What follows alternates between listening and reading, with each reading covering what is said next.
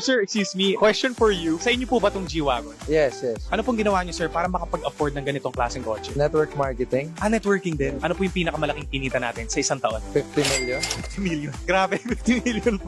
Ang dami nagsasabi na yung network marketing daw is scam dito sa Philippines. Ano masasabi niyo sa statement na to? Kung scam kasi yung network marketing, sana wala ng network marketing sa Pilipinas. This is a legit business. It just so happen na it depends on the practices of the companies and the distributors who's doing the business. Okay, sir. Nagkataon lang talaga na may iilan din talaga. Papanggap sila na networking sila pero hindi talaga sila ganun. Tama ba? Depends on the practice para sa akin. May mga tao kasi na parang hard selling sila. They tell a lot of promises na unnecessary. That's why yung expectations ng mga taong nagjo-join hindi na meet. Next question po. Ano po yung pinakamagandang lesson na binigay sa inyo ng network marketing pagdating sa financial decisions? I was a former employee kasi. When it comes to this industry, it helped me to be more aggressive. Alam mo yung mindset ko sa pagtaya, sa pagpapaikot ng pera, totally different nung nasa employment ako. Dito ko na-practice yon. Mindset ko as an entrepreneur, paano ko papaikutin yung pera ng tama. Ang ganda, sir. At the end of the day, risk-taking at saka good financial decisions din yung kailangan natin. Lalo na pag may mga ganito kayong klaseng pera na hawak, ano?